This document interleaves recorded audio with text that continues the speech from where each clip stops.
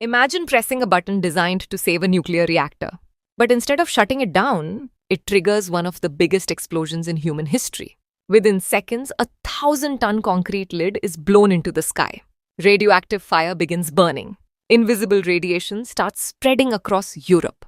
Thousands of people continue sleeping peacefully, completely unaware that their lives have already changed forever. This is not a science fiction movie. This is the true story of the Chernobyl nuclear disaster. A disaster caused not by nature, but by human mistakes, hidden design flaws, and government secrecy. In today's video, we'll uncover every stage of the tragedy, from the birth of the reactors to the deadly explosion at the heroic firefighters, the abandoned city of Pripyat, the mysterious elephant's foot, and how wildlife is surviving in one of the most radioactive places on Earth.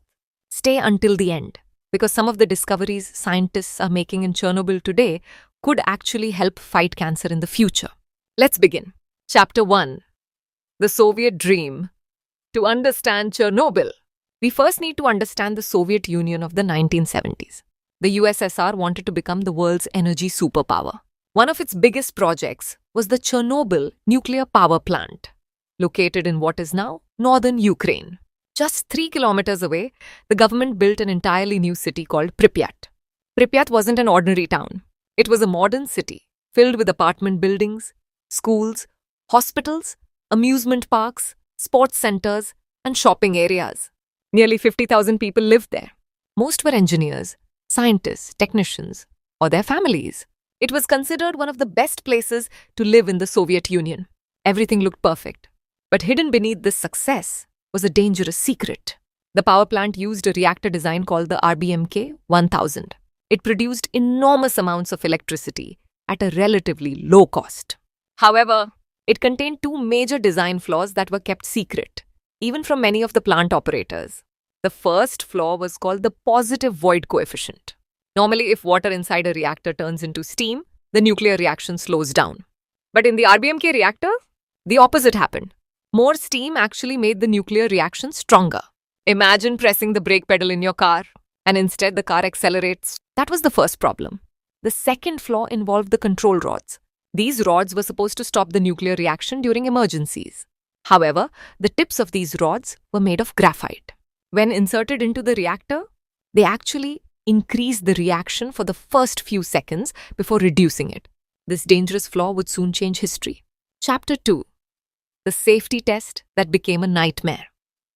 April 25th, 1986. The engineers planned a routine safety test. The goal sounded simple. If the power station suddenly lost electricity, could the spinning turbines continue generating enough power for a few extra seconds to keep the cooling pumps running? It had never been successfully tested before. Everything began normally. At around 1 p.m., operators started reducing reactor number 4's power. But then something unexpected happened. The electrical grid operator in Kiev requested that the reactor continue producing electricity because demand was high. The test had to be delayed.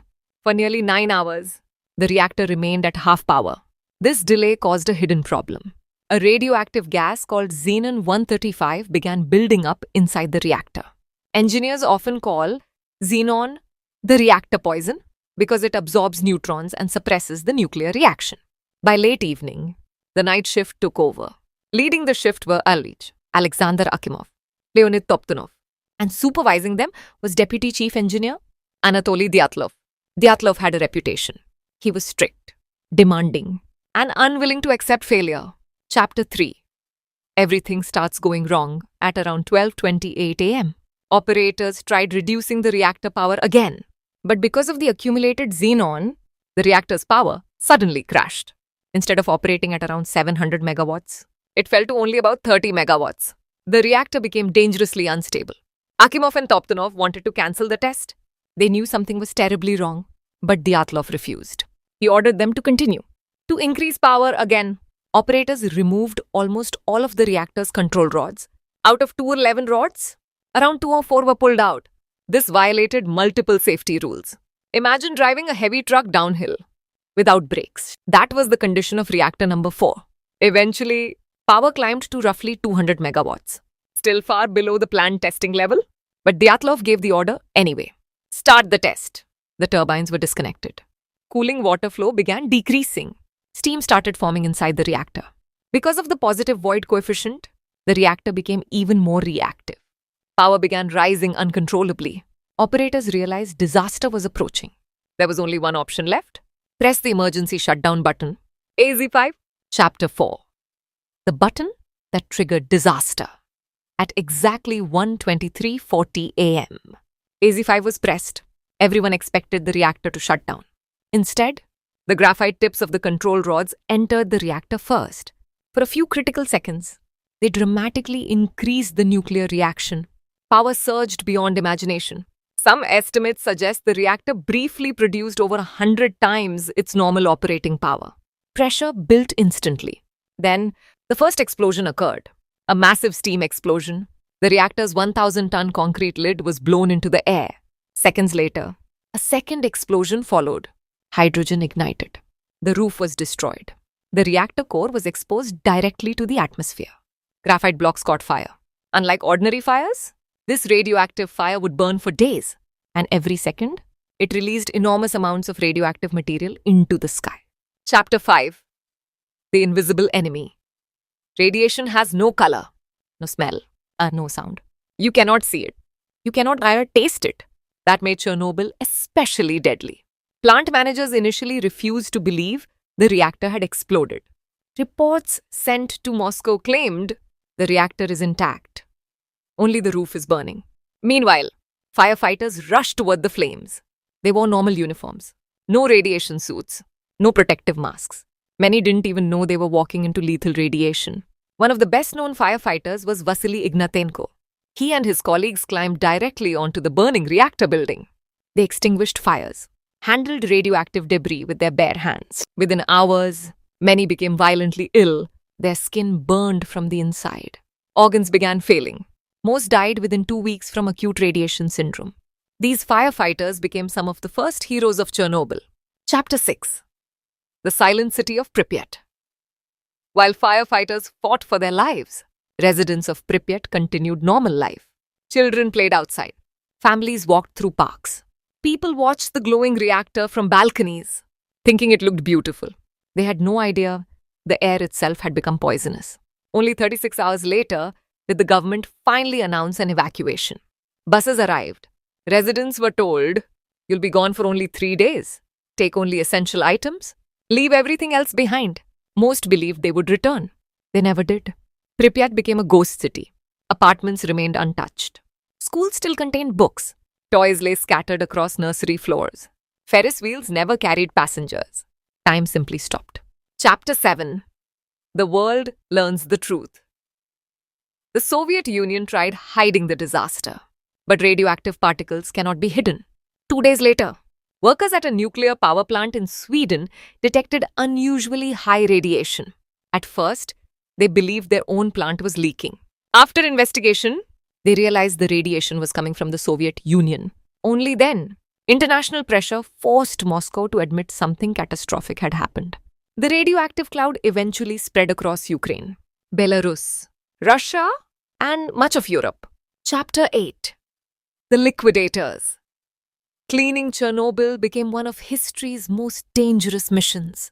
The Soviet Union deployed nearly 600,000 people: soldiers, engineers, scientists, miners, construction workers. They became known as the Liquidators. Remote-controlled robots were first sent onto the reactor roof, but radiation destroyed their electronics within minutes. Machines failed. Humans became the only option. Soldiers were ordered onto the roof for just 90 seconds. Their mission? Pick up highly radioactive graphite. Throw it back into the reactor. Run. Each man received a lifetime dose of radiation in just a minute and a half. Without these liquidators, the disaster could have become far worse. Many historians believe they helped prevent an even larger environmental catastrophe across Europe. Chapter 9. The Elephant's Foot. Inside the destroyed reactor, temperatures reached unimaginable levels. Concrete melted, steel melted, sand melted, nuclear fuel melted. Everything fused together into an extremely radioactive lava-like material called corium. As it cooled, it formed a strange shape. Scientists named it the elephant's foot. When first discovered, standing near it for just 5 minutes delivered a fatal radiation dose. Even taking a photograph required extreme caution. Today, it remains one of the most dangerous objects ever created by humanity. Chapter 10: Death Toll and Hidden Consequences. Official Soviet reports claimed only 31 people died directly because of the accident. However, many scientists argue the long-term impact was far greater. Thousands developed thyroid cancer. Children exposed to radioactive iodine suffered the highest risks. Independent estimates suggest that radiation-related illnesses may eventually have caused thousands to tens of thousands of deaths, though exact numbers remain debated because they depend on different scientific methods and assumptions. This remains one of the most controversial aspects of Chernobyl. Beyond human lives, millions of acres of forests and farmland became contaminated. Entire communities disappeared. Families were permanently separated from their homes. Chapter 11: The Man Who Told the Truth. One scientist stood apart, Valery Legasov. He led much of the scientific investigation after the disaster. Unlike many officials, Legasov believed the truth had to be told. He revealed critical flaws in the RBMK reactor design to the international community. But back home, he faced enormous political pressure. His warnings were ignored. His reputation suffered. Exactly 2 years after the disaster, on April 26, 1988, Valery Legasov took his own life. Before his death, he left behind audio recordings describing what had really happened. Those recordings later became essential historical evidence. Chapter 12: Chernobyl. Today, reactor number 4 is sealed beneath a gigantic steel structure called the New Safe Confinement, completed in 2016. It is designed to contain radiation for roughly 100 years, while allowing engineers to dismantle the old reactor more safely. Around the plant lies the 30-kilometer exclusion zone. Almost no permanent residents remain. Yet, nature has returned. Wolves, brown bears, lynx, wild boars, elk, foxes. Even rare Przewalski's horses now roam freely. Without human activity, wildlife populations have flourished despite the radioactive environment. Scientists continue studying animals living there. Some Chernobyl wolves appear to have genetic changes linked to stronger responses against cancer. Although researchers are still investigating what these findings mean and whether they could ever benefit human medicine. The descendants of abandoned dogs have also developed genetically distinct populations adapted to life around the exclusion zone. Chernobyl remains one of the world's largest natural laboratories. Chernobyl wasn't simply a nuclear accident. It was a tragedy built from hidden design flaws, poor decisions, human arrogance, and the dangerous cost of secrecy. It changed nuclear safety forever. It transformed an entire city into a ghost town. It created heroes whose names deserve to be remembered. And nearly 40 years later, its lessons remain just as important as ever.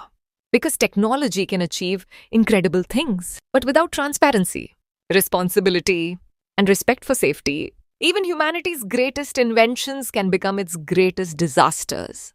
If you enjoyed this documentary and want more deeply researched stories about history, science, and real-world mysteries, don't forget to like, subscribe, and turn on notifications. Thanks for watching. I'll see you in the next video.